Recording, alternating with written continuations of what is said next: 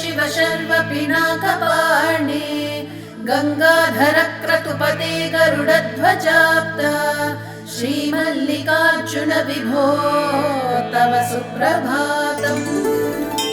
विश्वेश विश्वजन सेवित विश्वमूर्ते विश्वंभर त्रिपुरभेदन विश्वयोने फालाक्ष भव्य गुण भोगि विभूषणेश श्रीमल्लिकार्जुन विभो तव सुप्रभातम्।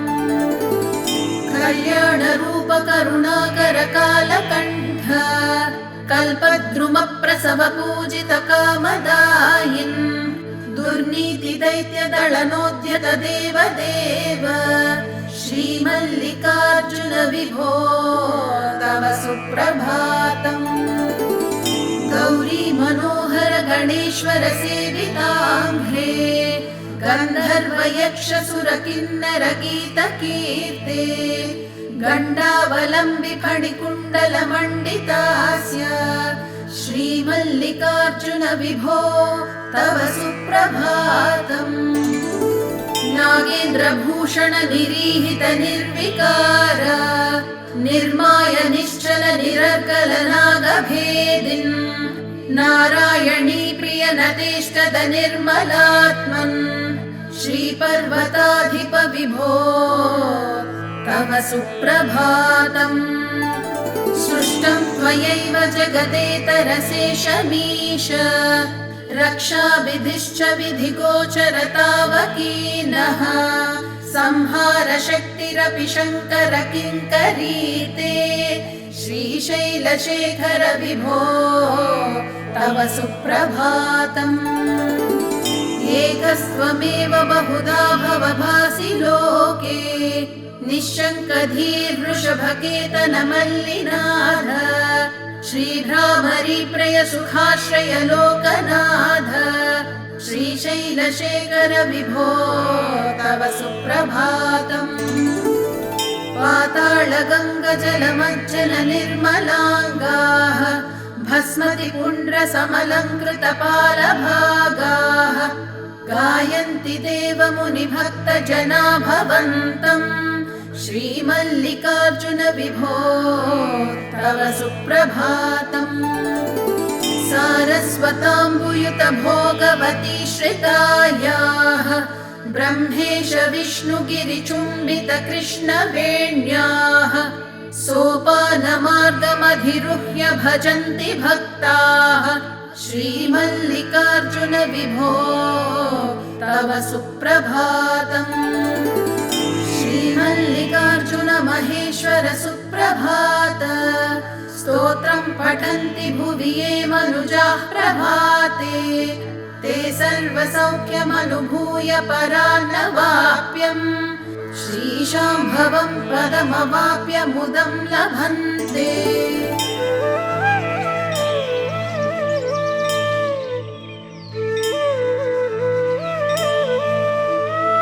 नमः शिवाभ्यां नवयौवनाभ्यां परस्पराश्लिष्टवपुर्धराभ्यां नगेन्द्रकन्या वृषकेतनाभ्यां नमो नमः शङ्कर पार्वतीभ्यां।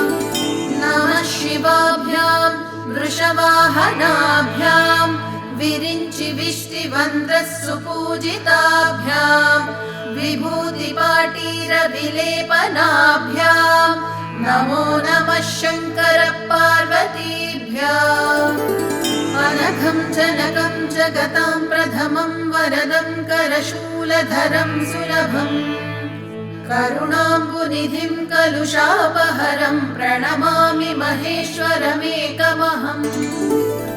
अमलं कमलोद्भव गीतगुणं शमदं समदासुरनाशकरम् रमणीय रुचिं कमनीयतनुं नमसाम्ब शिवं नतपापहरम्। शिवं शङ्करं बन्धुरं सुन्दरेशं नटेशं गणेशं गिरीशं महेशम् दिनेशेन्दुनेत्रं सुगात्रं मृडानि पतिं श्रीगिरीशं हृदा भावयामि। शिवं शङ्करं बन्धुरं सुन्दरेशं नटेशं गणेशं गिरीशं महेशम् दिनेशेन्दुनेत्रं सुगात्रं मृडानी पतिं श्रीगिरीशं हृदा भावयामि भृङ्गी च नटनोत्कटः करिमदग्राही स्फुरन्नादवाह्लादो नादयुतो महासितवपुः पञ्चेषु नाचादृतः सत्पक्षः सुमनो वनेषु स्वपुनः साक्षान्मदीये मनोराजीवे भ्रमराधिपो विहरता श्रीशैलवासी विभुः सोमोत्तंसुरपरिषदामेष जीवातुरीशः पाशच्चेत्ता पदयुगजुहाम्पुल्लमल्लीविकासः ध्येयो देवः प्रकटितवधूरूपवामात्मभागः श्रीशैलाग्रे कलितवसवतिर्विश्वरक्षाधुरीणः वीणं पाणौ शिरसि तरुणोल्लासमेणाङ्कखण्डम् पार्श्वे वामे वपुषि तरुणीं दृक्षुकारुण्यलीला भूतिं पाले स्मितमसि मुखे गाङ्गमम्बः कपर्धे बिभ्रप्रेमा भुवनमखिलम् श्रीगिरीशः सपायात् श्रीशैले स्वर्णशृङ्गे मणिगणरचिते कल्पवृक्षाळिशीते स्वीते सौवर्णरत्नस्फुरितनवगृहे दिव्यपीठे शुभार्हे आसीनः सोमचूडः सकरुणनयनः साङ्गसस्मेरवक्त्रः शम्भुः श्रीब्राह्मरीशः प्रकटितविभवो देवता सार्वभौमः यो योगिवृन्दहृदयाम्बुजराजहंसी मन्दस्मितस्तुतमुखी मधुकैटभग्नी विघ्नान्धकारतटभेदपटीयसी सा मूर्तिः करोतु कुतुकम् भ्रमराम्बिकाया कस्तूरी तिलकाञ्चितेन्दुविलसत्प्रोद्भासि फालस्थली कर्पूरद्रवमिश्रचूर्णखपुरा मोदोलसद्वीटिका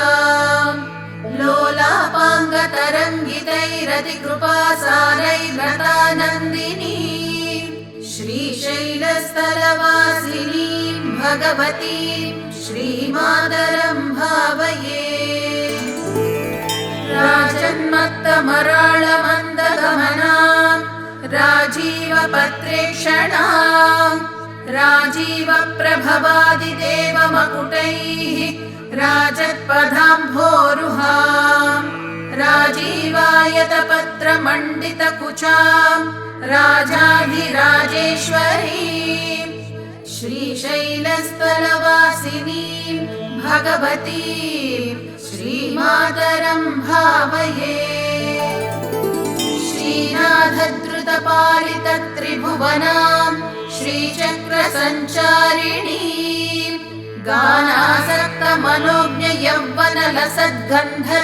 गानासक्तमनोज्ञयौवनलसद्गन्धर्वकन्याधृतां लीनानामतिवेलभाग्यजननीं दिव्याम्बरालङ्कृतां श्रीशैलस्थलवासिनीं भगवतीं श्रीमातरं भावये उभौ दर्वीकुम्भौ मणिकनकसम्भावितगुणौ दधाना पाणिभ्याममृतरसमृष्टान्नकलितौ कलभ्या कल्याणी कलितसदना श्रीगिरिशिखरस्य सौभ्रामर्यम्बा रचयितुमधिष्ठार्थविभवम् उभौ दर्वीकुम्भौ मणिकनकसम्भावितगुणौ दधाना पाणिभ्याममृतरसमृष्टान्नकलितौ कलाभ्या कल्याणी कलितसदना श्रीगिरिशिखरस्य सौभ्रामर्यम्बा रचयितुमधिष्ठार्थविभवम्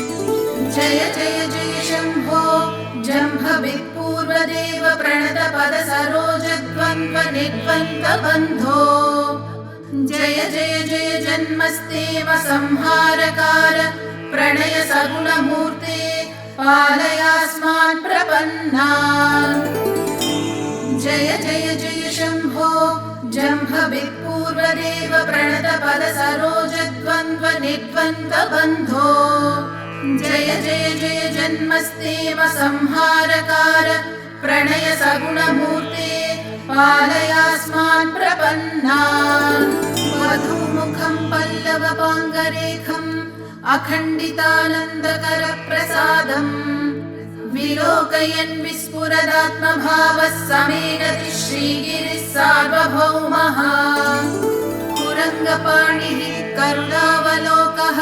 सुरोत्तमश्चन्द्रकलावतंसः वधूसहायः सकलेष्टदाता भवच्यतौ श्रीगिरिर्भाग्यराशिः सन्ध्यारम्भ विजृम्भितं श्रुतशिरस्तानान्तराधिष्ठितम् सप्रेमं भ्रमराभिराममसकृतं सद्वासनाशोभितम् भोगीन्द्राभरणं समस्तसुमनः पूज्यं गुणाविष्कृतम् सेव्ये श्रीगिरिमल्लिकार्जुनमहालिङ्गं शिवालिङ्गितम् यामूलं सचराचरस्य जगतः पुंसः पुराणी सखी व्यक्तात्मा परिपालनाय जगतामाप्तावतारावलिः दुष्टध्वंस सदिष्टदानविधये नानासनाध्यासिनी श्रीशैलाग्रनिवासिनी भवतु मे श्रेयस्करी भ्रामरी यत्तेजः परमाणुरेतदखिलम् नानासुरन्नामभिः भूतं भावि भवच्चराचर जगद्दत्ते बहिश्चान्तरे स साक्षात् भ्रमराम्बिका शिवसखी श्रीशैलवासोत्सुका दिश्यादाश्रितलोककल्पलतिका श्रेयांसि भूयांसि नः शरणं तरुणेन्दुशेखर शरणं मे गिरिराजकन्यका शरणं पुनरेव तावुभौ शरणं नान्यदुपैमि दैवतम् शरणं तरुणेन्दुशेखर शरणं मे गिरिराजकन्यका शरणं पुनरेव तावुभौ शरणं नान्यदुपैमि दैवतम्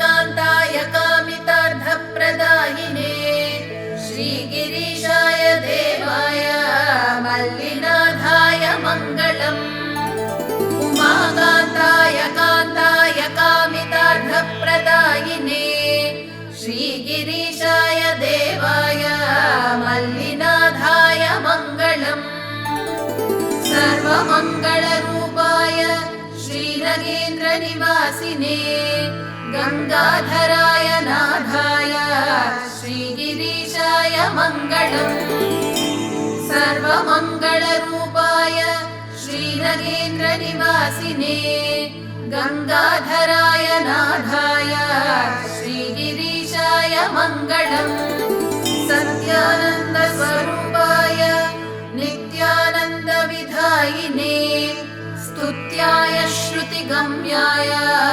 श्रीगिरीशाय मङ्गलम् सत्यानन्दस्वरूपाय नित्यानन्दविधायिने स्तुत्याय श्रुतिगम्याय श्रीगिरीशाय मङ्गलम् मुक्तिप्रदाय मुख्याय भक्तानुग्रहकारिणे सुन्दरेशाय सौम्याय श्रीगिरीशाय मङ्गलम् मुक्तिप्रदाय मुख्याय भक्तानुग्रहकारिणे सुन्दरेशाय सौम्याय श्रीगिरीशाय मङ्गलम्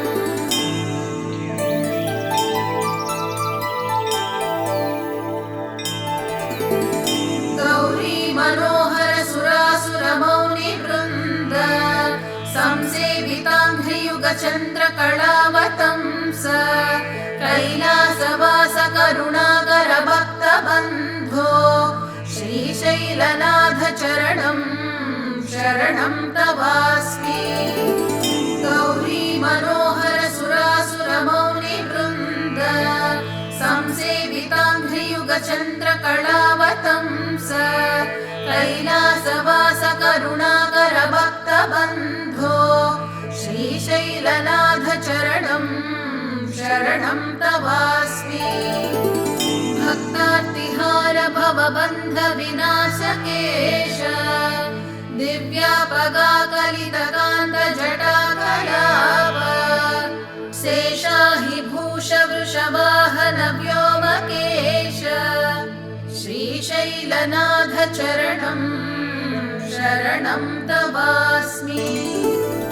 भृङ्गीश सेवित गणेश कुमारदात मृत्युञ्जय त्रिपुरदानव भेदकारिन् पाणाभुपात मृगडामरुकत्रिशूल श्रीशैलवास चरणं शरणं तवास्मि।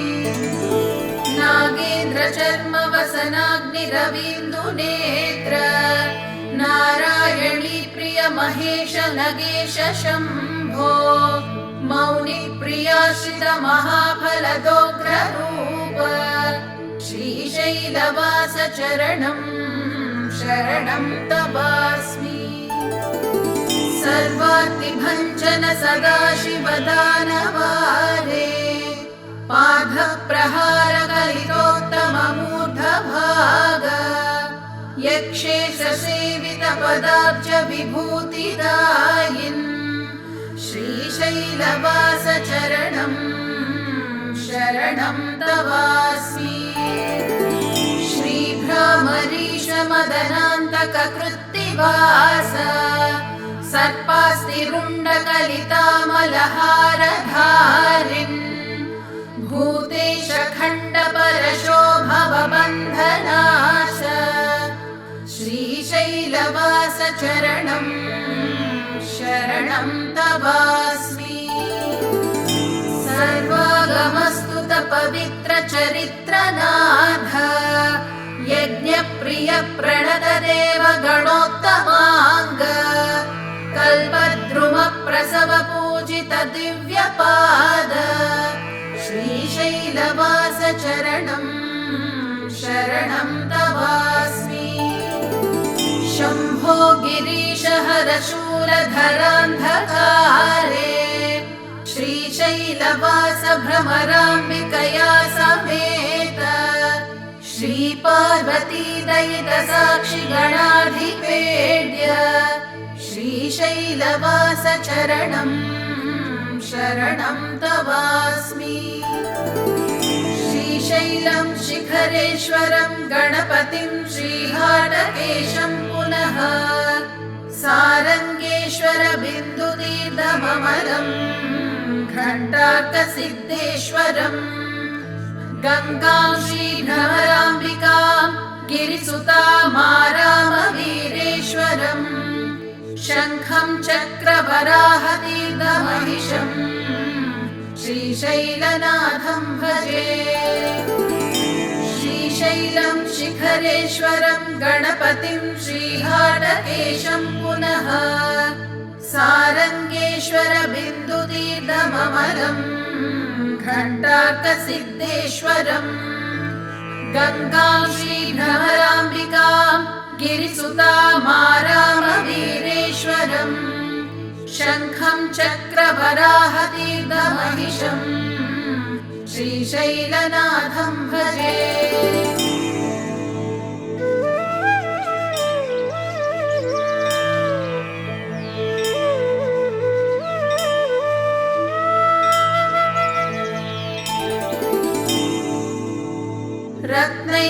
रत्नैकल्पितमानसं हिमजलैः स्नानं च दिव्याम्बरम् नानारत्नविभूषितं मृगमदामोदाङ्कितं चन्दनम् जाति चम्पकबिल्वपत्ररचितं पुष्पं च धूपं तथा दीपं देवदयानिधे पशुपते हृत्कल्पितं गृह्यता सौवर्णेन वरत्नखण्डरचिते पात्रे घृतं पायसम् भक्ष्यं पञ्चविधं पयोदधियुतं रम्भाफलं पानकम् शाकानामयुतं जलं रुचिकरं कर्पूरखण्डोज्ज्वलम् ताम्बूलं मनसा मया विरचितं भक्त्या प्रभो स्वीकुरु छत्रं चामरयोर्युगं व्यजनकं चादर्शकं निर्मलम् वीणाभेरि मृदङ्गकाहलकलागीतं च नृत्यं तथा साष्टाङ्गं प्रणतिः स्तुतिर्बहुविधा ह्येतत् समस्तं मया सङ्कल्पेन समर्पितं तव विभो पूजां गृहाण प्रभो आत्मा त्वं गिरिजामतिः सहचराः प्राणाः शरीरं गृहम् पूजारे विषयोपभोगरचना निद्रा समाधिस्थितिः सञ्चारः पदयोः प्रदक्षिणविधिः स्तोत्राणि सर्वा गिरो यद्यत् कर्म करोमि तत्तदखिलं शम्भो तवाराधनम् करचरणकृतं वा कर्म वाक्काजयं वा श्रवणनयनजं वा मानसं व्यापराधम् विहितमवि